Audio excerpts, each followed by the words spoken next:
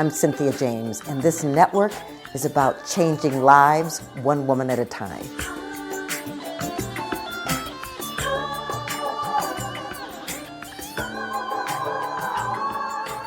Hello and welcome to Women Awakening. I am your host, Cynthia James, and I'm really excited to be here with you. I get the opportunity to introduce you to women that inspire me, but also women that are change makers, that are visionaries, that understand that stepping into their power is what they are called to do at this time on the planet. So I'm grateful to be with you. Please know that you can follow us on iHeart, iTunes, Spreaker, Amazon, YouTube. Please subscribe. I do these every week, and the women are so powerful, their stories and the ways in which they shift things. So let me talk to you about my guest today. Her name is Marcy Little, and this is what her bio says. She is radiantly resilient. Throughout the challenges of an often traumatic upbringing and adulthood, she has never thought of herself as a victim. She has made beauty instead. As a language teacher for more than 25 years abroad and in the United States, she's touched lives. She saw the innate capability and capacity for wholeness in each of her students and worked towards nourishing this.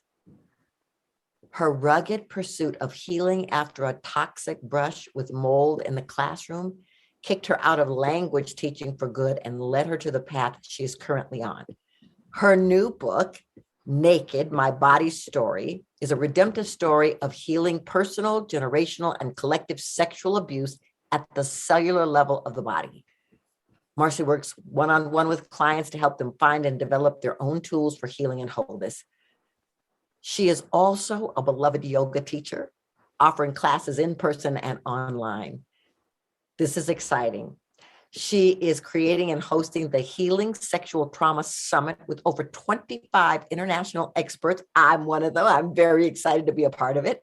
And the summit is set to launch October 25th, 2021. So we will talk about how you can get in touch with her and sign up for the summit. Welcome, Marcy. I'm so happy that you're here. I'm so happy to be here, Cynthia, and it's so good to see you again. You as well. So let's just talk about where you came from. What was your childhood like? Okay, get right into that.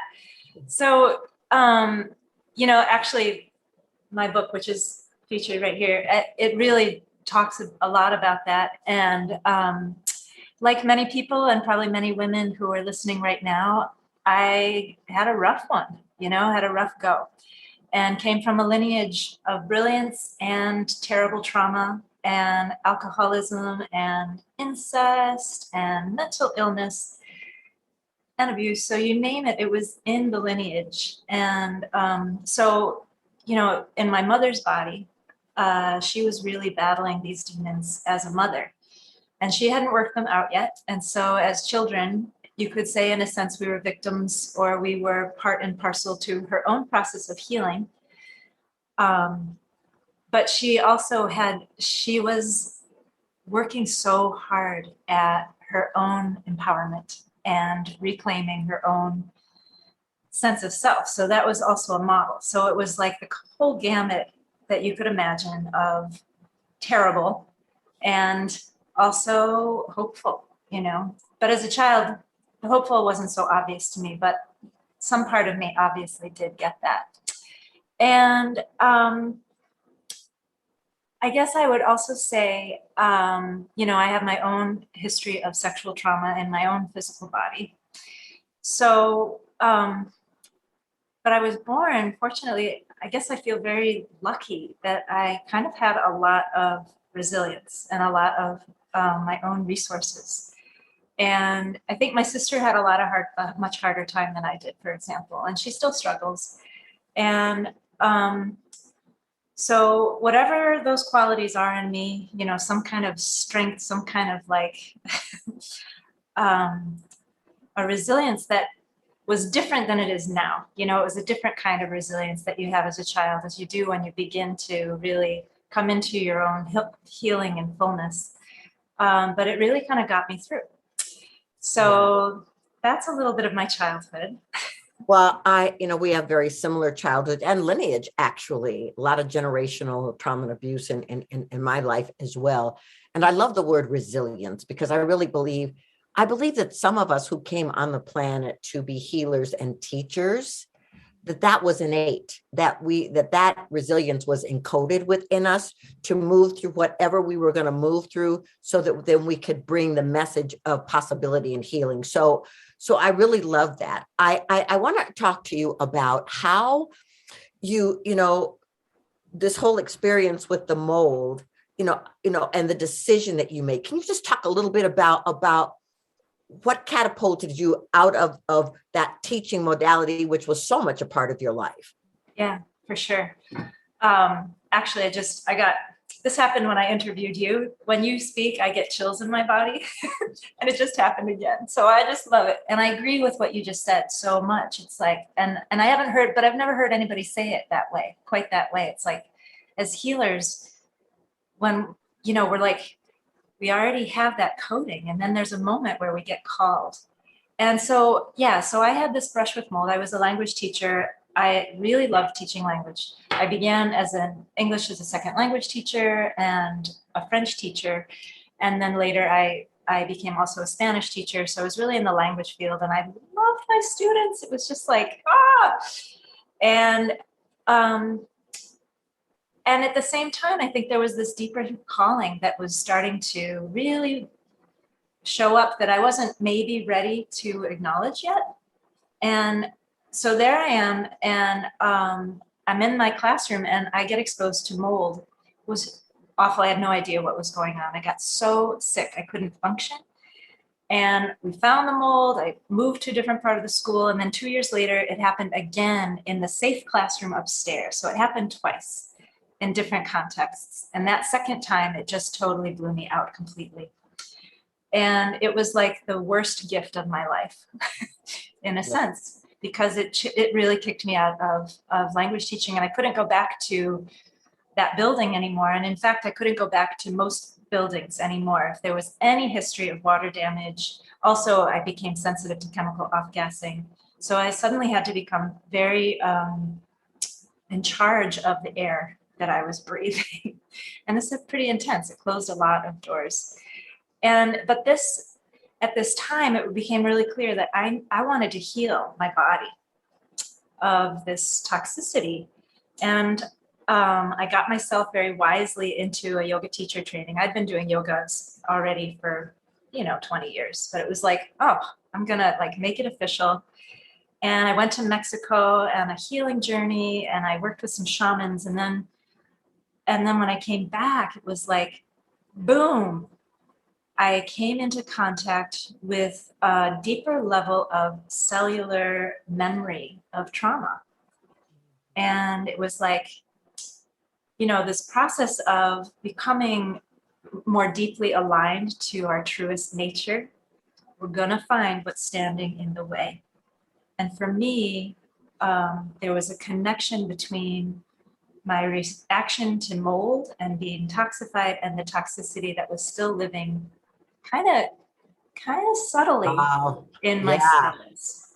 You know what I love about that is that the universe said, okay, Marcy, I'm going to help you understand your calling. It's not going to be fun, but I'm going to show you once. And then if you don't get it, I'm going to show you again. So you really understand that you're being called to move to another plane, another level. Yeah. But I love that you listened.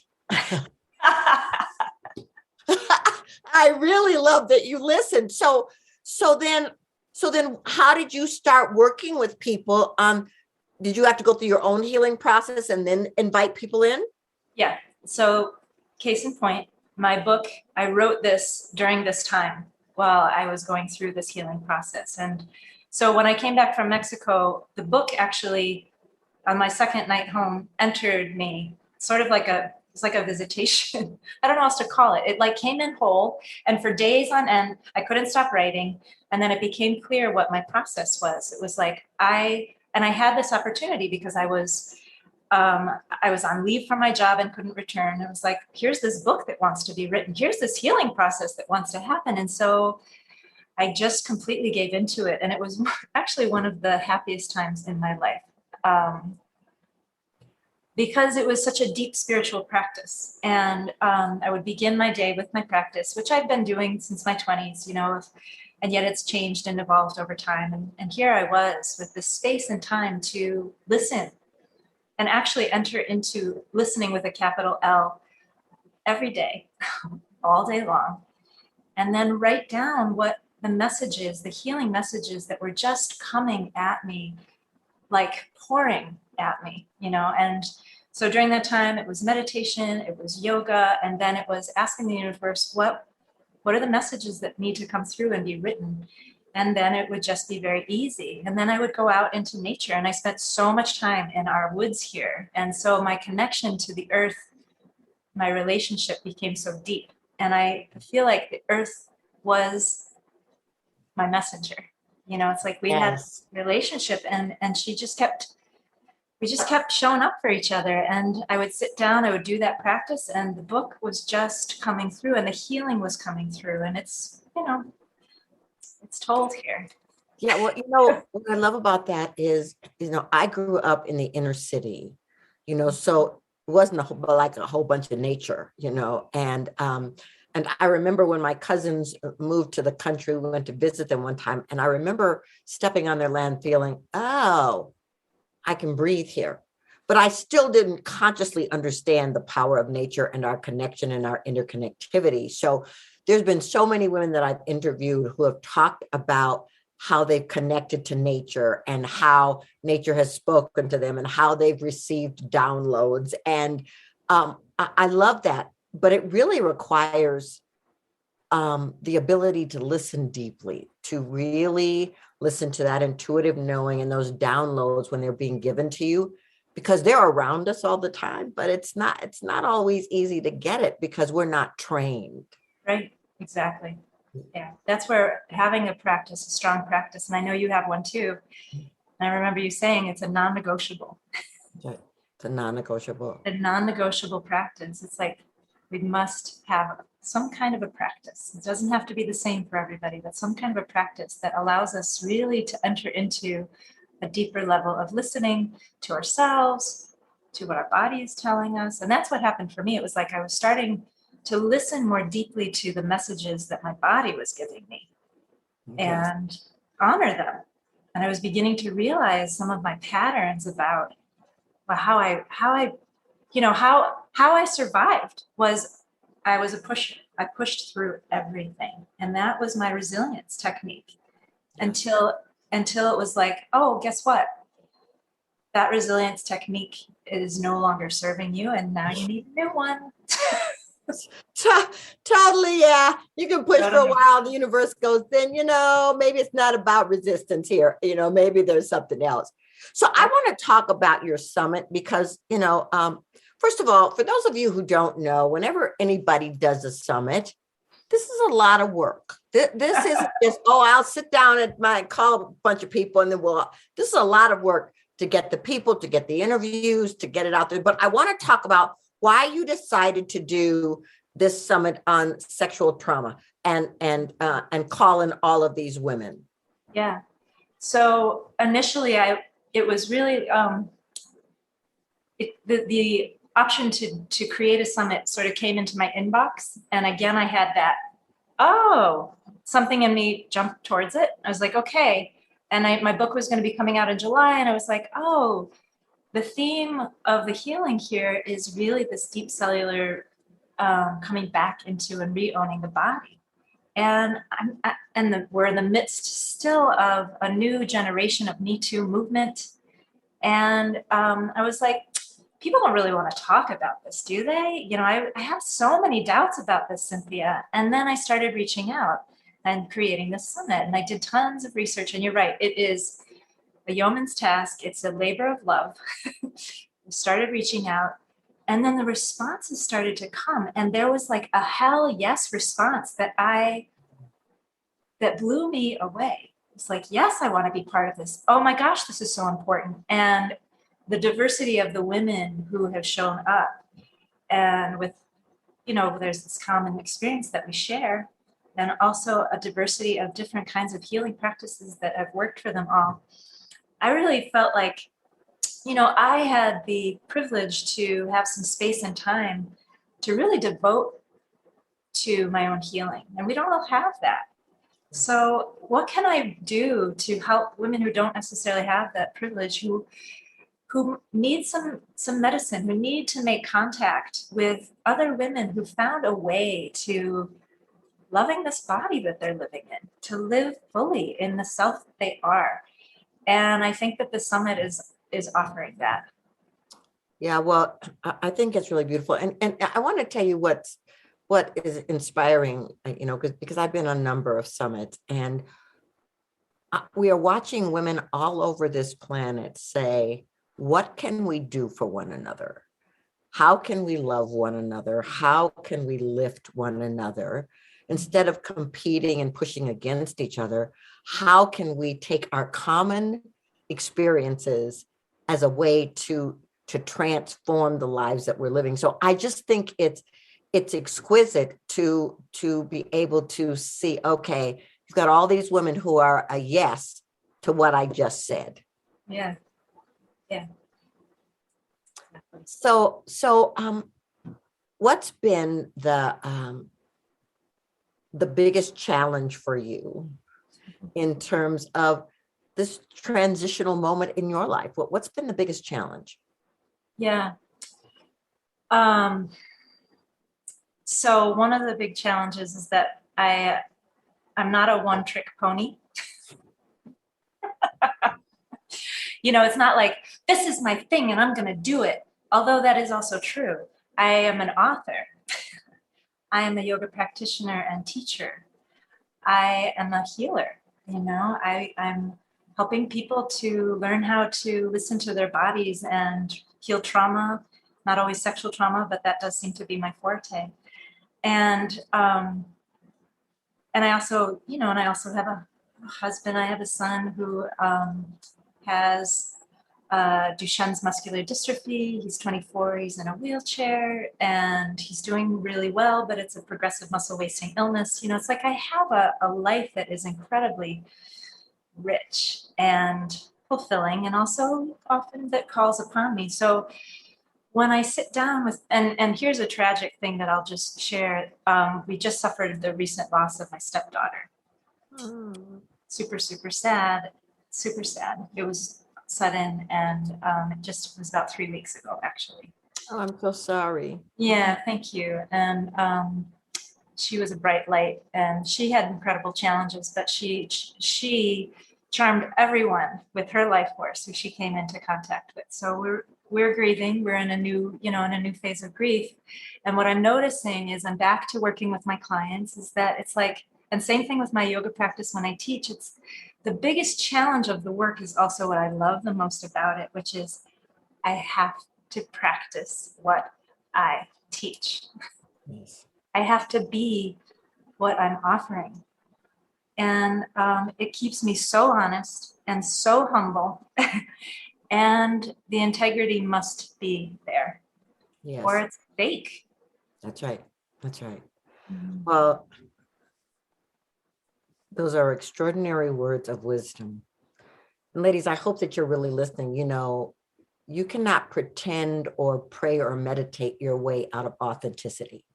You must be present with what is and stand in the face of it and still bring your light and still bring your love and still bring your gifts. And I love that you said I'm not a one-trick pony. I think so many of us on the planet who are doing different levels of healing work or whatever, we all have that same thing in common, right? We're this over here, and then we're this over here, and we're this over there. But I think that's the gift. It's like we are multifaceted. Human beings are multifaceted. And when you open, the universe will go, oh, well, let's do that. Oh, well, let's do this. Let's do that. So I love that you're doing that. And I love that you're a yes, that your internal yes is corresponding with the universal yes. And look what's being created. And this is probably just the tip of the iceberg of what's going to be birthed through you. So I love that. Mm. Would you please tell people how to get in touch with you and how to, connect to your summit? Yes. Even if ladies, even if you're listening to this after the summit, get in there and you can still go back and connect with it. So how do they do that? Okay, so for the summit, it's a pretty easy URL. It's healingsexualtraumaSummit.com. Boom.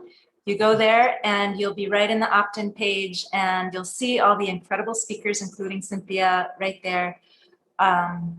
So that's for the summit. And the summit is free. And there's also an option to purchase the summit at a low cost for the initial period of while the summit's running, and then it goes up. So if you do hear it later, the price will be higher, but it's still a bargain.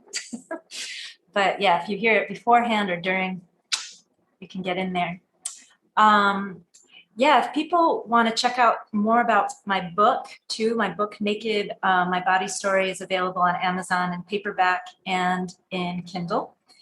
And if you go to my website, Marcy, spelled with a Y, marcylittle.com, there's a pop-up too that'll take you right, you hit the button and it'll take you to buying my book, or you can X out of that and you can learn more about who I am and what I do. And if you just want to contact me directly, shoot me an email. I would love to hear from you. Marcy with a Y. Most people get it wrong, so I keep emphasizing that. Marcy at marcylittle.com.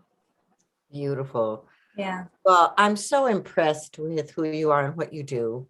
And I ask my guest the same last question. Yeah. This show is called Women Awakening.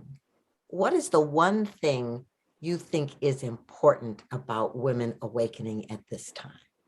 Okay, I'm so excited about this question because women are the now and women are the future.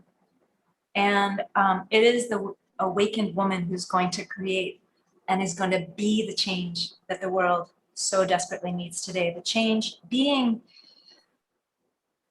in our bodies fully, really caring for ourselves, getting to know ourselves, reclaiming the body that is ours, will immediately translate to caring for this planet and the diversity of species and humanity. And without it, look what's happening. So we are at a turning point. It's now or never. And I would just say to every woman listening, you are what the world needs right now. Okay, ladies, did you hear it? You are what the world needs right now. Amen, amen, amen. Marcy, thank you so much for being here, bringing your wisdom. I'm so excited about your book. I just feel like it's a huge success, and so is your summit. And I'm excited to see what is next for you. Thank you, Cynthia. So, ladies, like I said, we do this once a week. This is what I want you to know. This show was created with you in mind because you are original, powerful, dynamic, mighty, magnificent. You're here by a divine appointment at this time because you're necessary, because you're essential, because your voice is important, because the gifts that you bring are here at this time, because the universe is saying, oh, I need this person to move through. Mm-hmm. So whatever's calling you, you don't have to know how to get there. Just say yes, and the universe will sync up with you. Thank you so much. I'm so honored to be with you. Please subscribe, and I will see you next week. Many blessings to you.